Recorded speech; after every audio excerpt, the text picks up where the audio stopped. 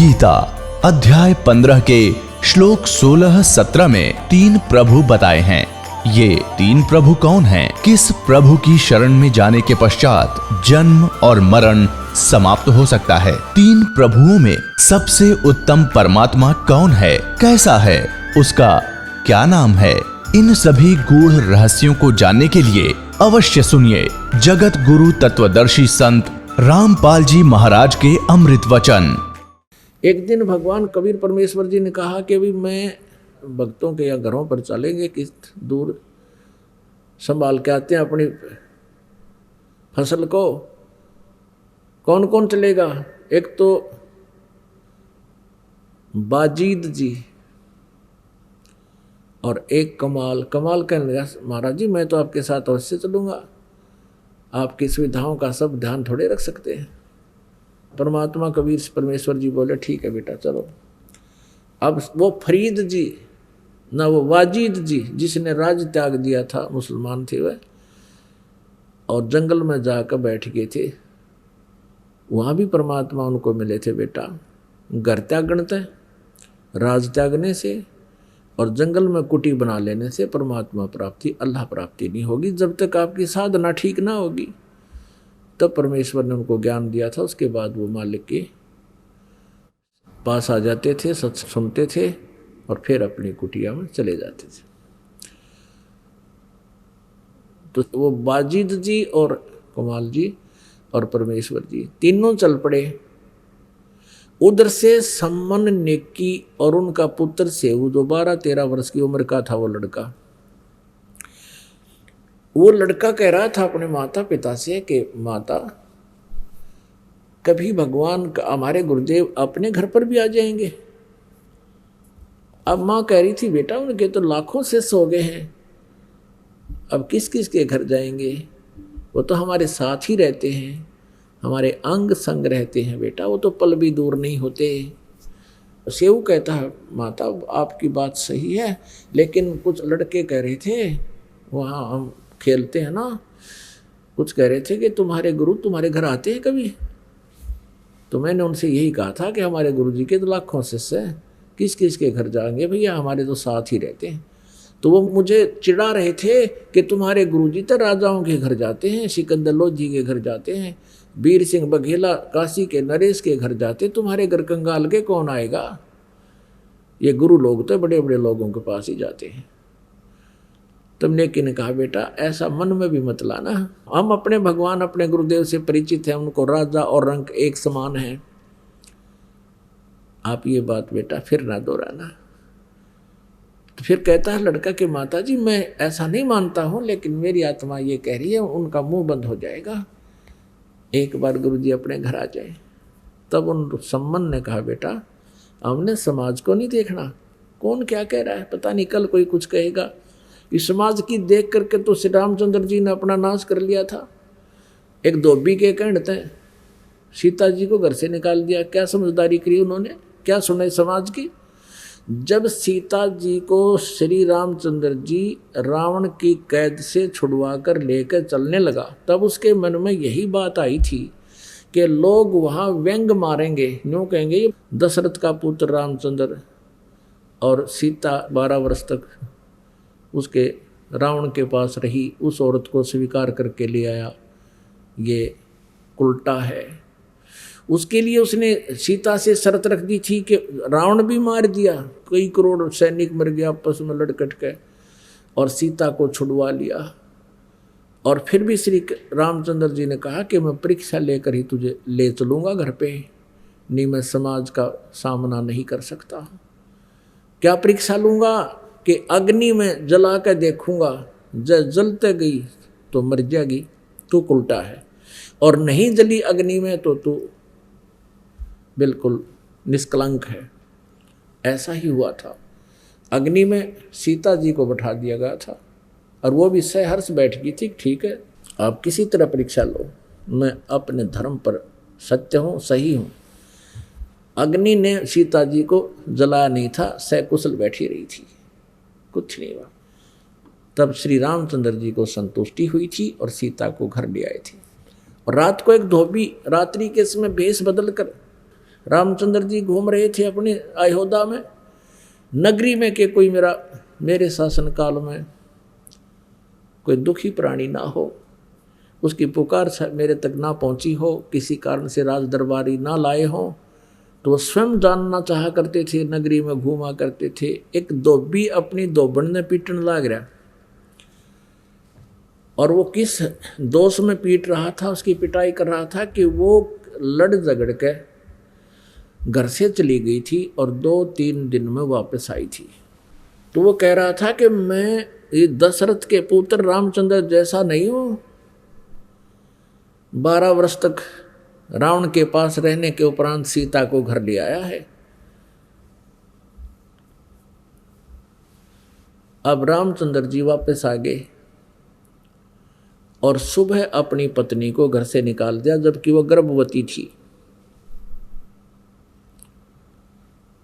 अपने आत्माओं, आमीन को मर्यादा पुरुषोत्तम कहें और बड़े अच्छे न्यायकारी कहें। यू के न्याय किया उस राजा ने एक गर्भवती स्त्री को, और जबकि परीक्षा लेकर आया, उसने अपना कॉन्फिडेंस क्या रहा समाज के सामने, समाज तक पता नहीं क्या क्या कहेगा कल ने, अपना विवेक कहाँ गया उनका। और हजारों आदमियों के सामने उसने परीक्षा ली थी, सीता जी की अग्नि में नहीं जली थी वो, और सबको पता था, सबने बता दिया था ऐसे ऐसे माता निष्कलंक है, और फिर अपनी क्रियाओं पर विश्वास नहीं हुआ और एक गर्भवती लड़की को, अपनी पत्नी को बाहर निकाल दिया। और कारण क्या बताया कि मैं लोगों की दंत ये व्यंग नहीं सहन कर सकता। फिर कल ना कोई किसी और के बारे में कह देगा, कोई परसों माँ के बारे में कह देगा, उनको भी निकाल देना। अरे अपना कॉन्फिडेंस हो राजा का, लोगों के कहने से क्रिया करता है तो राजा ठीक नहीं है। तो पुण्यात्माओं, घर से निकली थी सीता और कलेजा धड़का मारा। अब कैसे उसने अपना जीवन निर्वाह किया होगा, कहाँ कहाँ गई होगी, कि ना जाने किस प्रकार के दुष्ट लोग जंगलों में रहते होंगे, कैसे परेशान करने की चेष्टा की होगी। चल ना भी हुई हो, लेकिन एक सोचा जा सकता है। और रहम नहीं भगवान के, और उसको हम भगवान कहा करते। सम्मन ने अपने पुत्र से ये कहा कि बेटा समाज की नहीं सुना करते, हमने अपने गुरुदेव की बातों पर विश्वास होना चाहिए, उनके प्रत्येक क्रिया पर विश्वास हो बेटा। इतनी कुछ चर्चा वो कर ही रहे थे आपस में। इतने में वो तीनों परमात्मा कबीर देव जी और दोनों उनके शिष्य बाहर एक थोड़ी सी दूरी पर एक छोटा सा छप्पर डाल रखा था, मेन गेट का उसके बीच में था उनका मेन गेट, और पीछे वो बातें कर रहे थे। उससे बीच में आंगन था और पीछे एक झोपड़ा और डाल रखा था, और उसमें बैठे वो बातें कर रहे थे। आवाज लगाई परमेश्वर ने कि भाई कोई है घर पे। अब नेकी ने कहा कि बाहर ऐसा लगता है जैसे गुरुदेव जी बोले हों। अब सम्मन कहने लगा कि आप चर्चा कर रहे हैं ना भगवान की, इसलिए हमें हमारे कान बाज रहे हैं। परमात्मा यहाँ कैसे आ सकते हैं इतनी दूर। तो थोड़ी देर में फिर आवाज लगाई कि भाई सम्मन है क्या घर पे। अब फिर तो उनकी तीनों की एकदम उधर ही नजर गई, सामने देखा परमात्मा गेट के बाहर खड़े हैं। तीनों भाग गए नंगे पैरों, और यूं खड़े होकर तीनों मुंह की तरफ देख रहे हैं कि हम सौपन तो नहीं देख रहे हैं, सचमुच परमात्मा यहाँ आगे हैं क्या। आंखें मल रहे हैं, आंखों में आंसू आने लगी है। अब ये कहना भी भूल गए, कहा जो अंदर प्रवेश करो गुरुदेव। तब कमाल ने कहा कि गुरुजी को यहीं खड़ा रखोगे क्या, अंदर भी तो लेकर जाने की कहो। तब उनकी वो एकदम सपना सा टूटा कि आ जाओ भगवान, अंदर आ जाओ। अब अंदर जाके एक जैसा भी फटा पुराना बिछौना था, कोई गद्दा था, वो बिछा दिया। बैठो भगवान, शाम का समय हो गया था। अब सम्मन बैठ गया गुरुदेव के पास, चर्चा हुई, कुशल अक्षेम पूछा। हे भगवान बड़ी दया करी, हे मेरे दाता, हम तो अभी आपकी चर्चा कर रहे थे, आपका बच्चा ये सेव कह रहा था, आप तो अंतर्यामी हो, आपने इस बच्चे की पुकार सुन ली। आज ही अभी चर्चा कर रहे थे, हमारे गुरुदेव जी हमारे घर भी कभी आ सकते हैं। हम इनको समझा रहे थे, आप तो अंतर्यामी हैं, हे मालिक आप तो सब जानते हो। आप जैसे सुन ही रहे थे हमारी, आपने तुरंत हमारी आशा इच्छा की पूर्ति कर दी। ऐसी चर्चाएं कर रहा था। कुछ देर के बाद कहा, भगवान भोजन का सुनाओ, भोजन की कहो बात। तब कबीर परमेश्वर ने कहा, बेटा पैदल चल कर आए हैं, भूख लगी हम सबको, भोजन तैयार करो। अब सम्मन घर पे आया अपनी पत्नी के पास, अंदर जहाँ उनका अपना अलग झोपड़ा था, झोपड़ी में, और कहा, नेकी खाना बनाओ, गुरुदेव के लिए भूख लगी है। अब नेकी ने कहा कि हमारे अपने घर पे आज एक अन्न का दाना भी नहीं है और नहीं आटा है। अब सम्मन ने कहा कि जाओ किसी से उधारा ले आओ। नेकी कहती है, मैं कई घरों में गई थी और उनसे मैंने प्रार्थना की है कि आज हमें आटा उधारा दे दो, लेकिन कोई नहीं दे रहा है। मैंने उनसे बता दिया हमारे गुरुजी आए हैं और हमने भोजन बनाना है, आटा दे दो, उधारा दे दो। अब सभी क्या कह रहे हैं, व्यंग कर रहे हैं उनके साथ मजाक कर रहे हैं, तान्ने मारे हैं कि तुम्हारे तो भगवान है ना, तुम्हारे गुरुजी, उन्होंने तो सिकंदर लोधी का रोग ठीक कर दिया, उन्होंने तो कमाल को जीवित कर दिया, कमाली को जीवित कर दिया हैं, और रामानंद जी को जीवित कर दिया। तो क्या तुम्हारे घर पर वो आटा नहीं पैदा कर सकते? यानी ये जानकर और करड़े हो गए, किसी ने आटा नहीं डाला। हालांकि पहले मना नहीं करते थे, आपस में लेन देन हो जाता है। उस दिन तो उधारा भी नहीं दिया। अब सम्मन से नेकी ने कहा कि कोई भी उधारा नहीं दे रहा है। तो सम्मन ने कहा कि ला तेरी चूंदड़ी दे दे, तेरा ये चीर दे दे जो उसने ओढ़ रखा था, इसको गिरवी रख कर आटा ले आऊंगा। नेकी ने कहा कि ये फटा हुआ है 2-3 जगह से, मैं ये भी लेकर गई थी किसी के पास कि मेरा चीर गिरवी रख लो और 3 सेर आटा दे दो। किसी ने नहीं दिया कि फटा पड़ा है। अब सम्मन एकदम कलेजा पकड़ कर बैठ गया जमीन पर, हे भगवान आज क्या बनी, पहली बार परमात्मा आए हमारे घर पे और आज हम इनको आहार नहीं करा सकते। बहुत चिंतित हो गया। तब नेकी ने कहा कि ऐसी बात नहीं बनेगी, चिंता मत करो, कुछ उपाय बनाते हैं। वो कहने लगा, क्या उपाय बनाएंगे, अब कोई उधारा दे नहीं रहा, ऐसा हमारे पास कोई कपड़ा नहीं जिससे हम गिरवी रख दें, कोई ऐसा आइटम नहीं घर का, अब क्या उपाय बनेगा। अब हम तो शर्म के मर जाएंगे, क्या क्या कहेंगे गुरुदेव कि हम भोजन नहीं करा सके, भूख लगी है गुरु जी को। तो नेकी ने कहा कि आप ऐसा करो, रात्रि के समय चोरी कर लाओ 3 सेर आटा और गुरुदेव को और तथा इन भक्तों को खाना खिला देंगे वक्त से। अब कहो गुरुदेव को कि विश्राम करें, ज्ञान ध्यान कर लें और सुबह वक्त से भोजन बनाएंगे, ये समझ जाएंगे। तो सम्मन कहने लगा, चोरी करके लाएंगे, ठीक है कोई बात नहीं। तो लड़का सुन रहा था सेव, वो कहने लगा, माता जी गुरुजी भी बताते हैं और आप भी कहा करते हो कि चोरी करना महापाप होता है, और आज हम चोरी करेंगे, हमारा तो भक्ति का नाश हो जाएगा, चोरी महापाप होती है। तब नेकी ने कहा, बेटा चोरी को दान कर देंगे हम, वो पाप नहीं कल्याण का कारण होगा। तो सेव ने कहा, माता चोरी तो चोरी ही होती है, दान कर दे चाहे ना कर दे, चोरी तो चोरी ही कहलाता है। चोर के मन में जब दोष आता है तभी तो चोरी करता है। तब नेकी ने कहा, बेटा बात सुन ले, इस नगरी के लोगों के पास धन बहुत है और ये माया इस जीव की दुश्मन होती है। आज इनके माया का नशा बन गया बेटा, और इस नगरी से यदि कबीर परमेश्वर अपने गुरुदेव भूखे चले जाएंगे, इस नगरी का नाश हो जाएगा बेटा, ये पूरा नगर खत्म हो जाएगा, ये सत्कर मान लेना।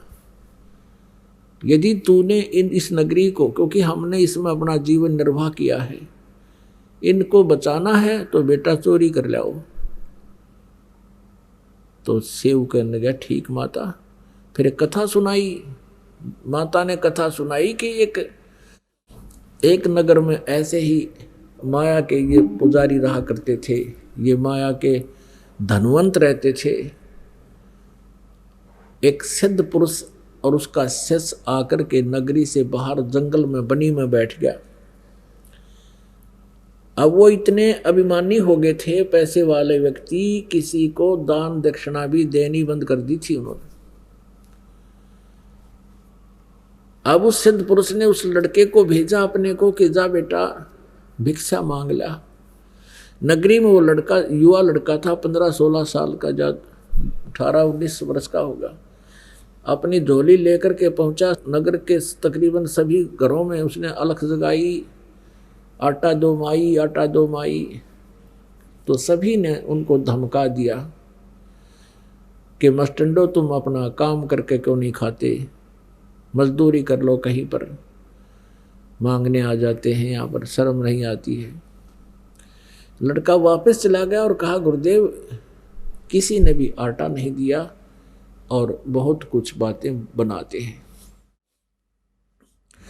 अब वो सिद्ध पुरुष था, उसने कहा कि जा एक बार फिर जा बेटा। वो दोबारा फिर गया। ऐसे ही वो खाली आ रहा था। जब वो वापस आ रहा था, उसी नगर के बाहर की तरफ एक कुम्हार का घर था और उस कुम्हारी ने वो पहले दिन भी जाता देखा, खाली आता देखा। विधवा थी, उसका पति मर चुका था, 2-4 बच्चे थे उसके। उसने अगले दिन भी देखा कि ये नहीं डालेंगे इनको, कुछ इन्होंने देना ही नहीं है, नगर वालों ने, इनको तो माया का अभिमान है। तो उस कुम्हारी ने पूछा उस शिष्य से, उस साधु बालक से कि बेटा महाराज आटा नहीं मिला? अक नहीं माई, किसी ने नहीं डाला।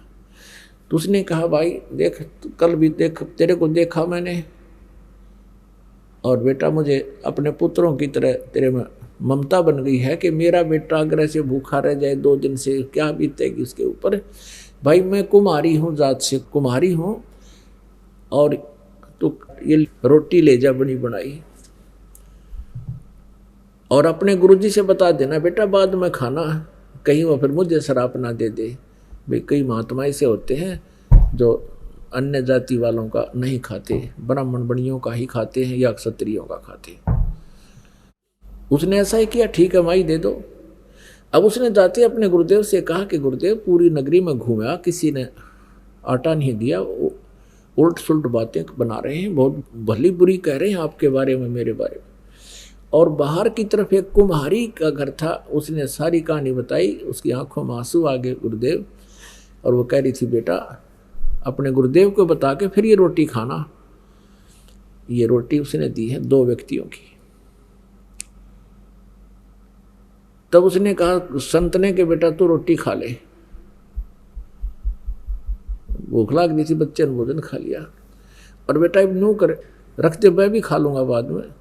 और अब तू वापस जा, उस माई ने कह दे कि सूर्य अस्त होने से पहले पहले इस नगरी ने त्याग दे, और जहां भी तू पहुंच जाएगी सूर्यास्त से पहले पहले वहीं रुक जाना, तेरा वहीं बस जाएगी तो तेरा पूरा वंश चलेगा वहां पे। और उसको बता देना किसी से कहे नहीं ये बात जो हम बताने जा रहे हैं। रात्रि के समय ये नगर नहीं रहेगा, ये सारा खत्म होगा। अब लड़का वापस आया, उसने सोचा माई थी नौकूंगा तो घर छोड़ दे, तो यह भी नो सोचेगी अच्छी आपत मोल ली रोटी खुआ कर मेरा घर छूट गया। तो उसने सारी कहानी बताई कि माई हमारे गुरुजी बहुत पहुंचे हुए महापुरुष हैं और इस नगरी से बहुत दुखी हो गए हैं कि इनमें इतना अभिमान हो गया, ये राक्षस टाइप हो गए हैं, भगवान से भी नहीं डरते, और अतिथि को तो वैसे भी आहार करा दिया करते हैं, और ये इतनी बकवास कर रहे हैं। आज ये नगर माई रात ने खत्म हो जाएगा, और अब दिन के 12 बजे हैं, तू निकल जा फटाफट, अपने सारे सामान को लेकर चली जा, जहाँ सूर्य अस्त हो जाए, दिन छिप जाए तो वहीं रुक जाइए। तो वहीं बस जाएगी। आशीर्वाद है गुरु जी का। अब उस समय उसको पता होता था कि सचमुच साधु ने जो वचन काट दिया वो टला नहीं का। उसने तो उसी समय अपने बच्चों के साथ अपने गद्या पर सामान लाद दिया और चल पड़ी। सूर्यास्त जहाँ हुआ वहाँ रुकेगी। तो रात्रि के समय वो पूरा नगर उस संत ने नष्ट कर दिया कि इसे राक्षसों को तो एक के दिन खत्म कर दिया जाए तो अच्छा है। तो पूरा नगर खत्म हो गया। कहते वहाँ से फिर वो माई दूर जाकर बस की। फिर वहाँ लोग इकट्ठे हो गए। अभी कैसे का उन्होंने सारी कहानी बता दी कैसे से। तो वहाँ लोगों ने इकट्ठा होकर उसको ज़मीन भी दे दी, उसके निर्वाह के लिए पैसे भी दे दिए, उस माई के ठाठम ठाठ कर दिए और उनका नाश कर दिया। तो धर्म तो दसके नहीं, दसके तीनों लोग, खैर आए तुम्हें खैर है कीजिए आत्म भोग। अब यह कथा सुनाई उस नेकी ने अपने पुत्र से उते कि बेटा इस नगरी का न्यू नाश हो जाएगा, इसको बचाना है और परमात्मा को इन्हीं का अन्न खवाना पड़ेगा, नहीं तो बात बिगड़गी कति। ये तो अभिमानी हो रहे हैं, आसमान में चढ़ रहे हैं आजकल, सातवें आसमान पर घूम रहे हैं इनके दिमाग, और माया जीव का नाश होती है बेटा। तो शेव ने कहा माता फिर हम चोरी करेंगे। रात ने पिता पुत्र दोनों चोरी करने चल पड़े। एक सेठ की दुकान में घर में सुराख बना लिया और सम्मन ने कहा बेटा तू बाहर रहना शेव से और मैं अंदर से कुछ आटा चुरा के लाऊंगा, केवल 3 सेर, ज़्यादा नहीं चुराएंगे, कुछ भी नहीं लेंगे। और अब शेव ने कहा पिताजी आप इस लाला जी की पहुंच यहाँ के राजा तक है और आप पकड़े गए तो पिताजी आपको सूली तोड़ देंगे ये लोग, और मैं बालक हूँ, मैं पकड़ा भी गया तो मुझे बख्श देंगे। तब उस सम्मन ने कहा नहीं बेटा, अगर तेरे को फांसी दे दिया तो हम किस कारण जिएंगे। तब शेव नहीं माना कि नहीं पिताजी मैं बालक हूँ, मुझे मेरी क्षमा हो सकती है। ऐसे कहते कहते उस सुराख के अंदर से, सेंध के अंदर से, पाड़ ला रखी थी न समझ लो, उसके अंदर से शेव घुस गया पणिया की दुकान में। सम्मन ने कहा बेटा 3 सेर से ज़्यादा नहीं लाना, अंदाजा सा 3 सेर ले आना, 3 किलो। अब शेव ने अंधेरे में आटा ढूंढा, अंदाजा सा अपना डाल के 3 बुक और चालन की तैयारी करी। इतने में खुड़का हो गया, आवाज़ होगी जोर की, एक तराजू पर पैर टिक गया। वो एकदम बहुत जोर का आवाज़ हुई तो बनिया वहीं सो रहा था, वो जाग गया लाला जी, और पकड़ के उसको पहले दीपक जलाया, फिर पहचान लिया, अच्छा तू तो सम्मन का है, सम्मन का। अरे भगतो चोरी करने लग गए, पकड़ लिया।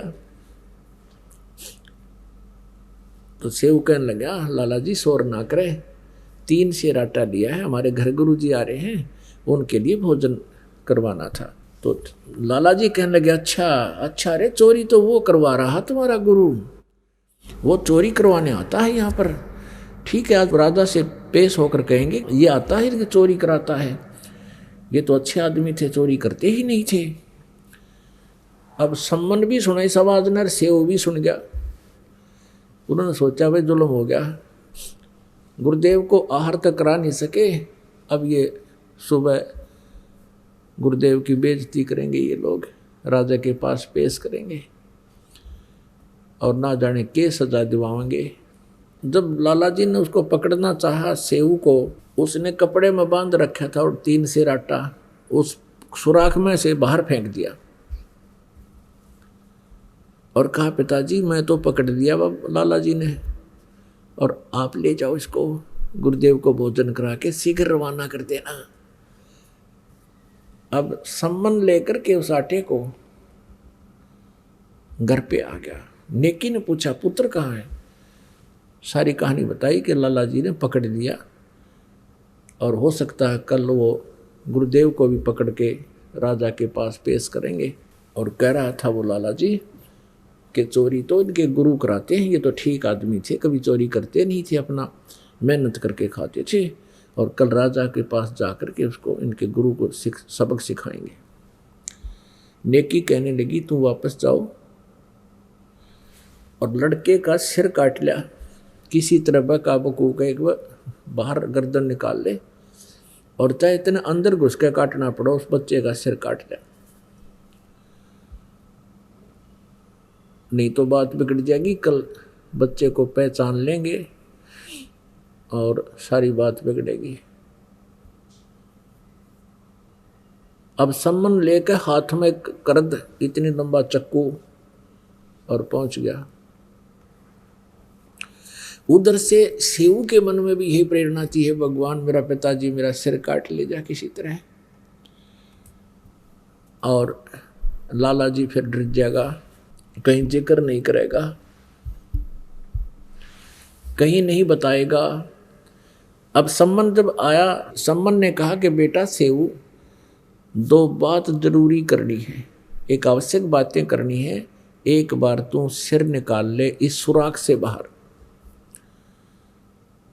फिर तो हम नहीं मिल पाएंगे बेटा, तुझे पकड़ा देंगे ये पुलिस को, फिर पिता पुत्र को मिलने नहीं देंगे ये लोग। दो बात तेरे कान में बताऊंगा।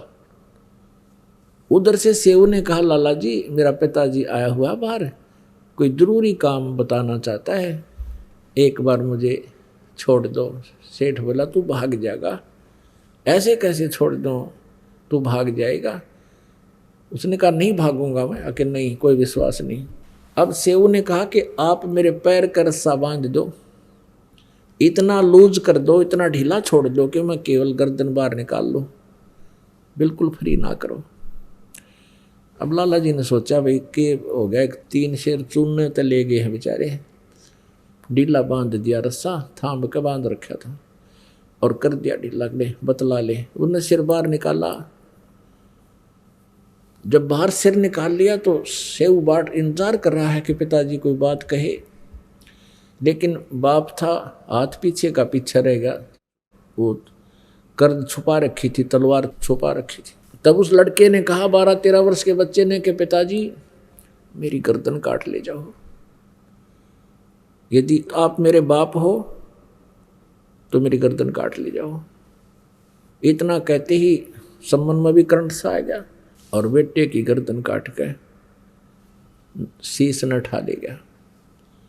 नेकी बोली इसको ताक में रख दे, यानी अलमारी के एक हिस्से में, और फिर कहा कि अब तू फिर वापस जा। नेकी बोली तू वापस जा, लाला जी उस बच्चे के शरीर को अपने घर नहीं रखेगा कि तो बाहर फेंका होगा, वो इस डर से कि कहीं तेरे ऊपर कत्ल का केस ना लगा देंगे। अब लाला जी ने देखा कि तो लड़के की हत्या होगी, तेरा नाम मंडा जाएगा, तू मर गया। उसने बच्चे का पकड़ी बाजू और घसीट लेगा रात में। एक पजावा था, पजावा होता है जहाँ पर ईंटें पकाया करते कुम्हार लोग, ऊंचे ऊंचे, उसमें खंडर से हो जाते थे मिट्टी खोदन के, उस पजावे में फेंक आया। और उधर से जल्दी वापस आकर के लाला जी ने अपना जो सुराख रखा था चोरी करने के लिए, वो निशान भी मिटा दिया। फटाफट रात में वो ईंटें लगू कर उसके ऊपर प्लास्टर कर दिया, मड प्लास्टर जैसे पहले हो रहा था, और सूखी मिट्टी मार मूर के ऐसा कर दिया जैसे चोरी हुई ही नहीं थी। अब सम्मन जब वहाँ पहुँचा वापस, देखा लड़के के जो घसीट कर ले गया था शव को, वो चिन्ह उन निशानों के साथ साथ जहाँ भी वो लड़का का धड़ पड़ा था उठा लाया और अपने घर पर कमरे में रख दिया। उनका उद्देश्य ये था कि इस घटना का किसी को पता ना लगे और कहीं हमारे पिताजी की बेइज्जती ना हो जाए, हमारे गुरुजी की बेइज्जती ना हो जाए। अब पुण्यात्माओं, इकलौता पुत्र वो मरा पड़ा है और माँ रोटी पोर लग रही है। गुरुदेव के लिए, अपने भक्तों के लिए, अतिथि के लिए भोजन बना रही है। और सम्मन ने कहा था रोइए मत ना, रोगे तो गुरु जी को पता लग जाएगा, फिर वो भोजन नहीं खाएंगे, भूखे हैं कल के। तो नेकी भी कहने लगी मैं बिल्कुल नहीं रोऊंगी, गुरु जी फिर भोजन नहीं करेंगे, मुझे भी पता है। रोटी बना दी, यानी भोजन तैयार कर दिया और 3 पात्रों में डाल दिया और कहा महाराज जी भोजन पालो, यानी बखत से उठा दिए। अब खा पी कर चले जाएंगे, बाद में कभी कहीं इनको पता लग जाए। वक्त से भोजन बना दिया। परमात्मा, कबीर देव जी, साथ में वो दोनों भक्त आकर बैठ गए लाइन में, पंक्ति में। 3 पात्रों में भोजन डाल रखा था। तब परमेश्वर ने कहा बेटा इनको 6 पात्रों में कर दो, 3 तुम हो 3 हम हैं, आज इकट्ठा ही बैठकर खाएंगे। अब फंस की बात। सम्मन कहता नहीं गुरुदेव आप खाओ, हम तो बाद में खा लेंगे, आपको भूख लगी है, कल के भूखे हो। परमात्मा बोले भाई नहीं, जो मैं कहूँ वैसे करो। उन्होंने 5 पात्रों में डाल दिया। गुरुदेव ने कहा नहीं 6 में डालो इनको। वो सारा भोजन को डिवाइड कर लिया, वो तो उतना ही था, सारा बना बनाया 6 पात्रों में डाल दिया। और उन्होंने सोची ई पूछेंगे सेव कहाँ है, और झूठ बोलेंगे तो मर गए, सच्ची बोलेंगे तो रोटी खानी। बहुत चिंतित हो गए, बहुत चिंतित हो गए। और ये तो टेंशन फ्री परमात्मा है, टेंशन फ्री करने वाले।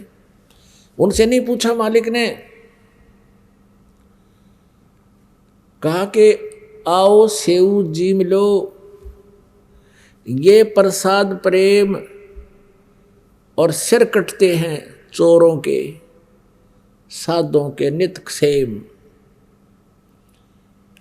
कहते हैं सेऊ धड़ पे शीश चढ़ा और आ बैठा पंगत माही, और नहीं निशानी गर्दन कयू ओ सेऊ अकनाही। बोलो सतगुरुदेव, बंदी छोड़ कबीर परमेश्वर जी की जय।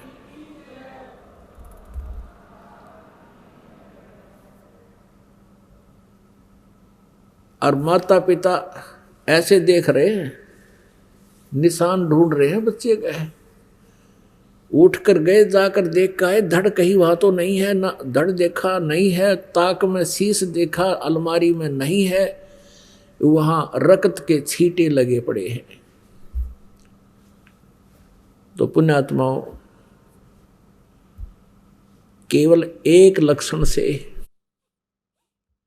केवल एक लक्षण से भगवान की पहचान नहीं होती। अब हमने सिर्फ श्री कृष्ण जी को एक चमत्कार से के मोर ध्वज राजा के पुत्र ताम्र ध्वज को आरे से 2 फाड़ खवा के मृत हो गया था, उसको जीवित कर दिया। हमने उसको परमात्मा की संज्ञा में ले लिया और आज तक गुणगान किए जा रहे। और ये परमात्मा का इतिहास, उनकी जीवन लीलाएं में भरी पड़ी हैं, इनको क्यों नहीं हमने स्वीकारा? क्योंकि परमात्मा से परिचित नहीं था कोई। जो महापुरुष परमात्मा से परिचित हुए उनकी भी किसी ने नहीं मानी, जिस कारण से अभी तक ये परमात्मा हम तक परिचित नहीं हुआ और हम इनको पहचान नहीं सके, जिस कारण से हम भटक रहे हैं। अपनात्मा दूसरा लक्षण भगवान का क्या बताया है कि जैसे भगवान निर्धन को धनवान बना दे, रंक को राजा बना दे, इसके लिए श्री कृष्ण जी को किस लिए हमने भगवान माना था कि विपर सुदामा का एक मकान बना दिया था। अपनात्मा ब्राह्मण हो तो सुदामा जैसा हो। सुदामा जी और श्री कृष्ण जी ये क्लास फेलो थे, सहपाठी थे। कर्मानुसार श्री कृष्ण जी द्वारका के राजा बन गए और विपर गरीब था। इतना गरीब था कि उसको कभी कभी तो बच्चे भूखे सो जाते थे। और वो अपनी पत्नी को बताया करते थे सुदामा जी कि मेरे जो द्वारका के जो राजा हैं श्री कृष्ण, वो मेरे सहपाठी थे, क्लास फेलो थे, बहुत ही अच्छे हैं, बहुत ही अच्छे हैं, मेरी बहुत श्रद्धा करते थे, ब्राह्मण होने के नाते मुझे पूज्य समझते थे, हम सहपाठी होते हुए, हम उम्र होते हुए मेरा इतना आदर करते थे। अब सुदामा की पत्नी ने कहा कि फिर आप जाओ राजा से कुछ मांग लाओ, हम बहुत दुखी हो गए हैं टोटे में। अब सुदामा जी कहा करते थे ब्राह्मण का काम मांगने का नहीं होता है, जो मांगे सो बढ़ुआ कहिए दर दर फिरे अज्ञानी, और जोगी जोग संपूर्ण जिसका मांगना पीवा पानी। ब्राह्मण का काम मांगने का नहीं होता। हम अपनी कथा कहानी कह करके बेशक थोड़ी बहुत दक्षिणा ले सकते हैं, मांगेंगे नहीं, कोई अपनी सब इच्छा से दे तो सुदामा जी भ्रमित नहीं किया करते थे जनता को, सत्य कथा जितना उनको ज्ञान था उतना ही बताते थे। तो जनता का एक स्वभाव है कि जब तक उनको कोई पाखंड ज़्यादा ना दिखावे उसके साथ नहीं लगते। तो सुदामा जी की स्थिति घनी गिर गई, बिल्कुल बहुत बुरा हाल हो गया। पत्नी के बहुत बार कहने के उपरांत सुदामा जी ने सोचा या रोज लड़े हैं, चल आज एक चक्कर लगा आता हूँ। उधर से पहले जैसे अपन जाते हैं, कोई तो फल ले जाता है, कोई मिठाई ले जाता है, ये पहले से ऐसी थी कुछ रास्ते में, और कुछ वहाँ आदर सत्कार के लिए जिस मेहमान के जिसके भी जाते थे रिश्तेदार के, लेके जा करते कुछ खाद्य पदार्थ। अब गरीब ब्राह्मण के घर पर कुछ नहीं था, उसकी पत्नी ने थोड़े से चावल भून के बांध दिए, अगले ये सत्कार के लिए ले जाओ राजा के घर, श्री कृष्ण के घर। अब आप जी ने सुदामा जी की कथा तो बहुत बार सुनी है। अब देखो श्री कृष्ण जी सतोगुण प्रभु हैं, विष्णु जी अवतार हैं, और श्री विष्णु जी के छाती में लात मार दी थी एक भृगु नाम के ऋषि ने, तो भी उन पर क्रोध नहीं कराया था, इतने नेक आत्मा के हैं। अब सुदामा जी के फटे पुराने कपड़े द्वार पे जाके खड़ा हो गया, महल के राज दरबार के द्वार पे। उनको कहा कि जाओ भाई कहो श्री कृष्ण जी के आपका मित्र सुदामा आया है। श्री कृष्ण जी को पता चला, तभी नंगे पैरों भागा आया, अपने सहपाठी को लेकर साथ गया अंदर महल में। अब पुण्यात्माओं श्री कृष्ण जी ने पूछा कि और मित्र सुना, बच्चे परिवार कैसा है? तो सुदामा जी ने कहा भगवान आपकी रजा से सकुशल है, किसी चीज़ का कोई अभाव नहीं है, आपका पंजा तो हमारे सिर पर है। अपने आत्माओं ये भी ब्राह्मण है, श्री सुदामा जी ब्राह्मण हैं, उनका मुंह नहीं फटा कि तू कुछ पैसे दे दे, कुछ धन दे दे मेरे को। कहा कि आपकी दया से ठीक है, सब मौज हो रही है, कोई अभाव नहीं किसी वस्तु का। अब श्री कृष्ण जी को पता लग गया, उसकी सतीथि को देखकर फटे पुराने कपड़े, रातों रात वहाँ पर बेच दिया विश्वकर्मा और वो कारीगर सारे। सुदामा जी का एक सुंदर मकान महल बना दिया द्राविड़ देश में, और उधर से 1 हफ्ता 10 दिन सुदामा जी को अपने पास रख लिया, घर जाने दिया नहीं। अब हफ्ते 10 दिन के बाद या जो भी समय था उसके बाद सुदामा जी चलने लगे कि मुझे अब आज्ञा दो, बच्चों को संभालूं जाके। श्री कृष्ण जी ने उनको एक सुंदर कपड़े पहना दिए, बहुत बढ़िया मलमल के, और वो पहनकर चल पड़े। अब देखो वो क्या सोच रहे हैं सुदामा जी रास्ते में कि भाई देखे मित्र, मेरे से न्यों पूछा है, मेरे से न्यों पूछा है, और तो कुशल है, क्या उसकी आंख फूट गई थी मेरी की सतीथी थी? क्या श्री कृष्ण को पता नहीं चला कि मैं कितना कंगाल हूँ हैं? और मेरे तो पूछा है, मेरे से कवाना चाहो है। देख लिए मित्र भी, इतने मन में दोष आ गया उनके, उस दोष का भी उनको फल भोगना पड़ा। बिल्लों ने सोचा, जंगली लोगों ने सोचा कि कोई सेठ आ रहा है, इतने गजब के कीमती कपड़े पहन रहा और अवश्य पैसे पाओगे। उन्होंने देखे उसकी जेब टटोली, कुछ भी को ना, वो कपड़े काट दिए सारे, वो धोती भी खोल ली, वो कपड़ा भी उतार दिया, वो नकी मतलब था नंगा हो गया कति। अब उसको इतना ताबास हो गया कि भगवान के बारे में मैंने गलत बोल दिया, सजा मुझे इसलिए मिली है। अब घर जाकर देखा उसका तो सारा कुछ माहौल बदल रहा था। इस कारण से श्री कृष्ण जी को भगवान मान लिया कि उसने, भगवान श्री कृष्ण जी ने सुदामा का महल बना दिया। अरे ये तो एक कोई मुख्यमंत्री या मंत्री मित्र हो जाए, इतना सारा तो दे दिया। और ना कल्याण श्री कृष्ण जी का ना सुदामा जी का। जो असली उद्देश्य है मनुष्य जीवन का वो तो न्यों का न्यों रहेगा दोनों का। अब सुनाते हैं आपको उस परम पिता परमात्मा की समर्थता कबीर भगवान की। एक तैमूरलंग नाम का लोहार था, मुसलमान लोहार था तैमूरलंग नाम का। इतना गरीब था वो, अन्य साहूकार सेठ पैसे वाले व्यक्तियों की भेड़ बकरियां चराया करता था और वो उनको वर्ष में 6 महीने में कुछ कणक दे देते थे। पहले ऐसा ही होता था, कपड़े दे देते कुछ या गेहूं आटा बाजरा जो भी वो दे देते थे। और केवल वो 2 माँ बेटा थे, पिता की मृत्यु हो चुकी थी। उधर से वो उससे भी गुजारा नहीं होता था उनका, तो एक लोहार के अहरण पे वो ओवर टाइम करा करता, सामने आकर उसका चोट मारा करता, जैसे कोई चमटे पलटे बनाया करते या फाली फूली ठीक बनाया करते थे। ऐसे गुजारा हो रहा था। अब तैमूरलंग की माता बड़ी धार्मिक प्रवृत्ति की औरत थी।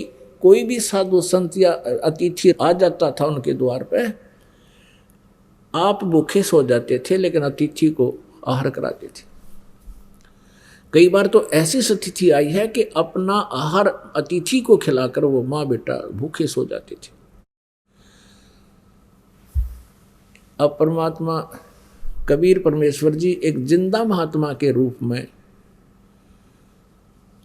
आए और तैमूरलंग बकरियां चरा रहा था, भेड़ बकरियां चरा रहा था साहूकारों की, और वो बकरियां आसपास चल रही थी। वो बैठा था वृक्ष के नीचे, भोजन खा लिया था उसने। तब परमेश्वर आए, सलाम वालेकुम कहा।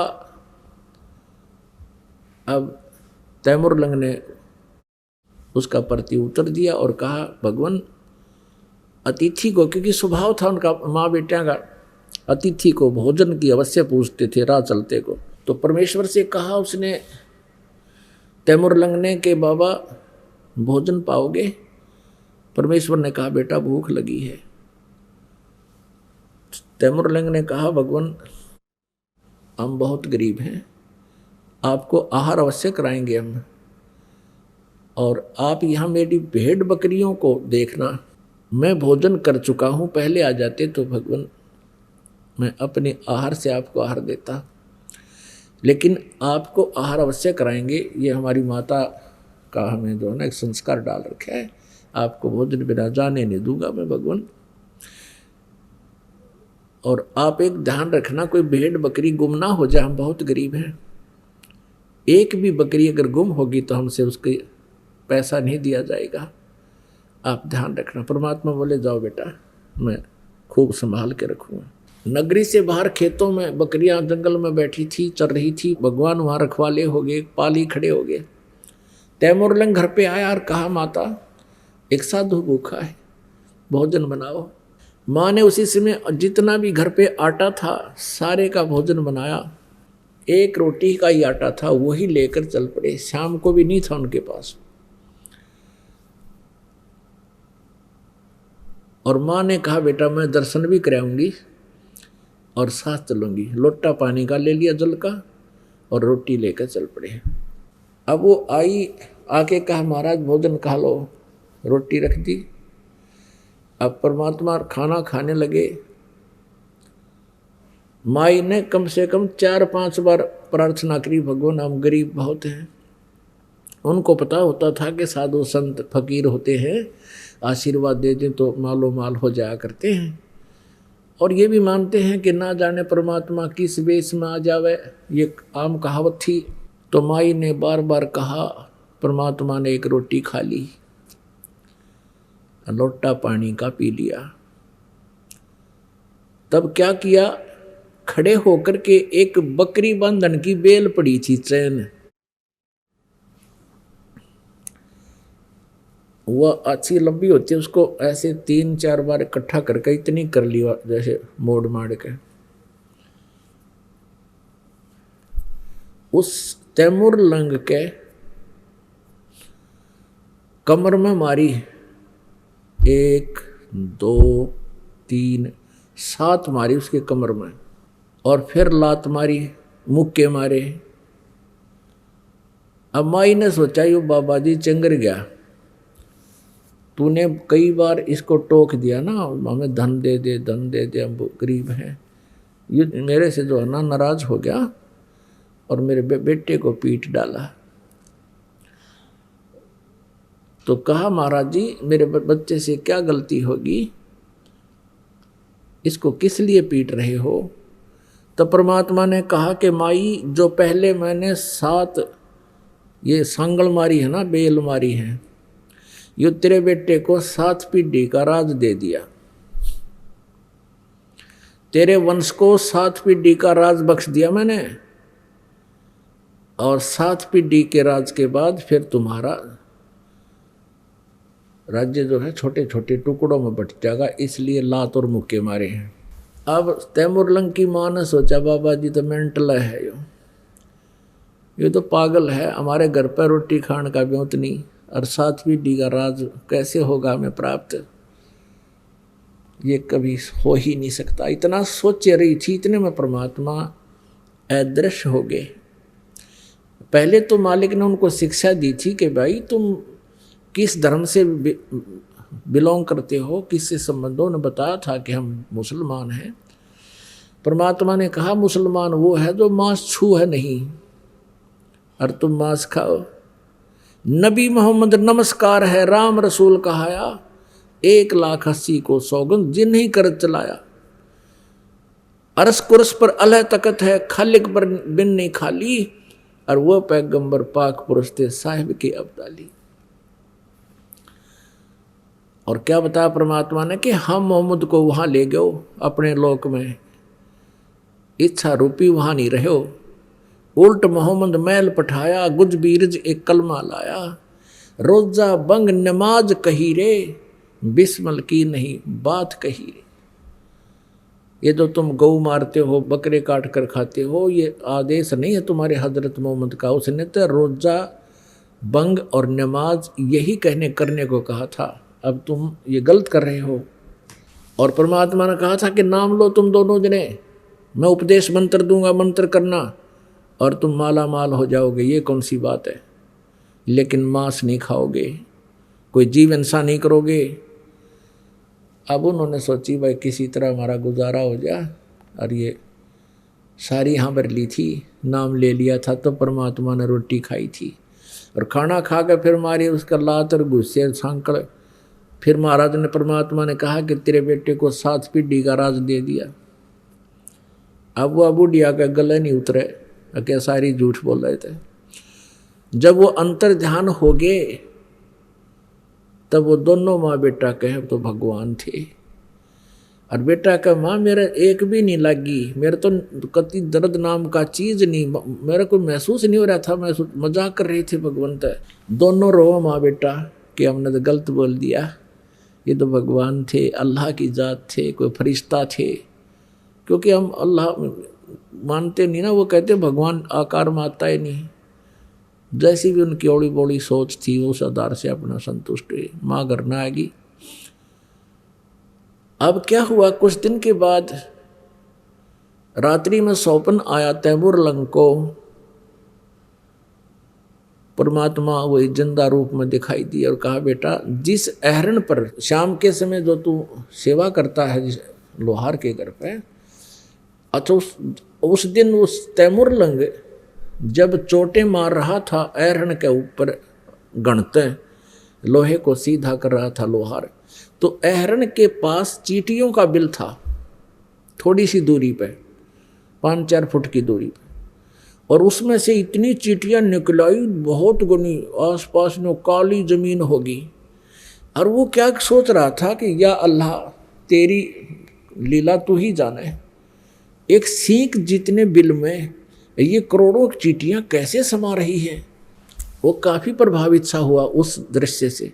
तो रात्रि के समय परमेश्वर जब आए उसी रूप में, जिंदा वाले रूप में, स्वप्न में उसको कहा बेटा तैमूरलंग जहाँ तूने आज शाम को चींटियां देखी थी, वो बिल देखा था, वहाँ बहुत सारा खजाना है, उस अहरण को तू मोल ले ले, अहरण के स्थान को, वो ऐसा 20-30 50 फुट की जगह थी और 50 गज जगह होगी। कहने लगे तू उसको मोल ले ले और उसके नीचे खजाना है, एकदम प्रकट ना करना, पहले कुछ बकरियां ले आना फिर बेच देना, फिर घोड़े ले आना बेच देना, ऐसे लोग समझेंगे कि इसने व्यवसाय में जो है ना वृद्धि होगी। ऐसे करना। सपने में बतला रहे हैं परमात्मा से कि भगवान हमारे पास तो पैसा ही नहीं है, वो अहर नाला हमें देगा ही नहीं। तब परमेश्वर ने कहा कि ये मेरा काम है, तू प्रार्थना करना। अब कहते करे करावे साइया मन में लहर उठा, दादू से दरजीव के आप बगल हो जा। जब परमात्मा ने कुछ करना होता दोनों तरफ पहुंच जाते हैं। उधर से उस अहरन वाले के मन में कई दिन से ये आ रही थी कि ये स्थान थोड़ा है, बाहर मेरा प्लाट पड़ा है थोड़ी सी दूरी पर, गांव से दूसरी साइड में, और यदि कोई इसको मोल ले ले तो मैं वहाँ अपना अहरन डाल लूँ। प्रबल इच्छा हो रही इसके।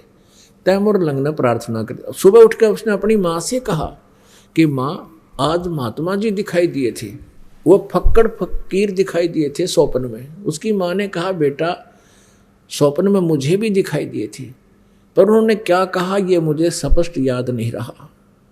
वो कुछ बोल रहे थे पर मैं भूल गई सब। तैमूर लंग ने कहा माँ मेरे सब याद है, ऐसे ऐसे कहा था। अब माता जी ने कहा ठीक से बेटा देख ले कोशिश करके। अब जो ही शाम के समय उसने जा करके अहरन के मालिक से कहा कि भाई मैं भी गरीब आदमी हूँ, आप मुझे ये अहरन दे दो, कुछ 1 वर्ष के लिए उधार दे दो, मैं फिर पैसे दे दूंगा आपके, मुझे ये मैं भी अपना कोई गुजारा कर दूं छोटा मोटा काम करके। तो कहने लगा भाई मेरा फिर तुम कब पैसे दोगे, कब दोगे इसका? कहने 1 वर्ष में दे दूंगा मैं। तो उसने कहा 1 वर्ष तक, जैसा भी समय रखा 6 महीने 1 वर्ष का, कि नहीं दिया तो फिर देख ले मैं वापस ले लूँगा, अखा बेसिक वापस ले लेना।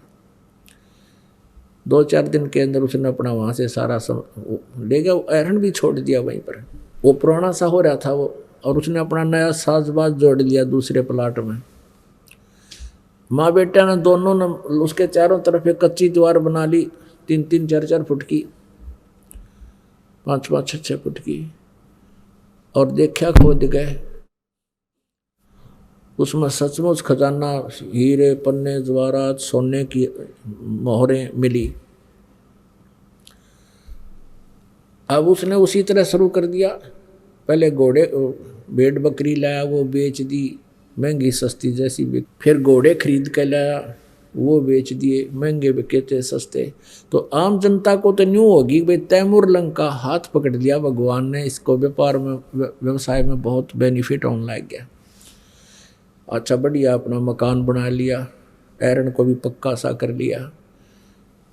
अब पहले वो जब पाली जाता था, बकरियों का पाली गया हुआ था बाहर, उसने क्या देखा कि उस नगरी के राजा के नौकर खेतों से चारा लेकर आ रही थी एक लड़की, युवा लड़की नगर की, उसको जबरदस्ती उठाने की चेष्टा कर रहे थे। वो राजा बहुत ऐसाई था, बड़ा निकम्मा था, ऐसे बहन बेटियों को उठा ले जाता था, किसी की हिम्मत नहीं पड़ती थी उसका कोई विरोध कर सके। अब उस लड़की ने आवाज़ लगाई रे तैमूर लंग मेरी रक्षा करना भाई, मेरी रक्षा करना। अब तैमूर लंग ने देखा भी कौन छेड़ रहा किसी बेटी को। अब ये सूरवीर होते हैं जो, वो नहीं रुक सकते किसी पर अत्याचार, देख नहीं सकते। अब पाड़ी दौड़ा तो लठ हो से एक, उसके पास तो लठ था, उठा लिया और भाग लिया ताबड़तोड़। और वो 5-6 जने थे राजा के सैनिक, वो उठा करके उसको घोड़े पर डालने लग रहे थे। उसने जाते उनका मट्टा मट लठ मारे, सारे का कट्टा कट मारे।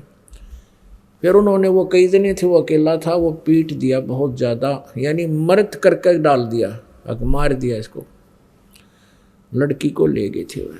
जिसमें वो होश में आया उसको पता चला कि जुल्म हो गया भाई, तो उसके मन में ये आया कि मैं, हे भगवान, हे अल्लाह, मैं राजा बनूं और इस राजा को सबक सिखाऊं।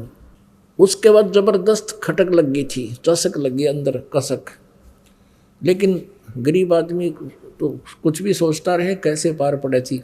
पर जब उसके पास ये धन हो गया, उसका फिर हुआ अंगड़ाई टूटी, क्यों आशीर्वाद परमात्मा का। उसके वही एक टारगेट फिट हो गया कि मैं इस राजा के राज्य को प्राप्त करूँगा। उसने जंगल में, बहुत गहरे जंगल में जाके एक ऐरन डाल लिया, ऐरन ले गया पाड़ का अपना करते हैं। और उधर से गांव के नगर के युवा बच्चों से कहा कि भी ऐसे ऐसे देखो, ये राजा जो है बड़ा निकम्मा है, अपने गांव की आसपास के इलाके की बहन बेटियों की इज्जत लूटता है, इसने कूटांगे। सारे हो लिए तैयार, ठीक सब भाई। अब बालक हो है, युवा बालक, यंग ब्लड, उसने उनको समझा दिया भाई इसके लिए तलवार बनावांगे और सेना बनावांगे और सबको 1-1 रुपया महीने का दिया करूँगा तुम्हारे को, अपने रिश्तेदारों को और सबको बुला लो, जवान जवान बच्चों को, और बताओ नहीं किसी को। और कोई पूछा तो कह देना कि हम फौज में भर्ती हो गए। तो उन्होंने ऐसा ही किया, हजारों की संख्या में सेना तैयार कर ली, तलवार बना ली, लोहार थाए, डाल बना ली, और भी सहयोग कर लिया। कई बच्चों ने लोहार क्या ना, कहने का भाव ये है, घोड़े ले लिए, तलवार ले ली, धन हो गया था उसके पास। सुबह सुबह बकत से राजा का किला घेर लिया जाके और आवाज लगा दी, चारों तरफ घोड़े गूंज रहे हैं। राजा ने कहा अपने मंत्रियों से कि भी किसने आक्रमण कर दिया। अब देखा थोड़ा बहुत सुबह सुबह थोड़ा सा सूर्य उदय होने ही वाला था। मंत्रियों ने कहा जी ना जाने कितनी सेना है, चारों तरफ से हमें घेर लिया है और सेना का कोई अंत नहीं है, कई हजार नजर आ रहे हैं और अब और कोई विकल्प नहीं है, सरेंडर करना पड़ेगा। उसने आवाज़ लगा दी कि या तो हथियार डाल दे, सरेंडर कर दे, नहीं तेरे को ख़त्म कर देंगे। राजा ने कहा भाई ठीक, देखा खड़ा होकर सचमुच जहाँ तक देखो सेना सेना दिखे, परमात्मा ने 1000 के 20,000 दिखा दिए। उस राजा ने तुरंत सरेंडर कर दिया। अब वो पकड़ दिया राजा, उसकी सारी सेना को काबू कर लिया। लेकिन उस समय उसमें दया थी शेष, परमात्मा का आदेश था, उसका याद थी। उस राजा को उसने मारा नहीं और कहा तू जा चला जा कि तो और अपना करके रोटी खा ले। वो छोड़ दिया, मारा नहीं, लेकिन उसके शासन राज्य पर कब्जा कर लिया।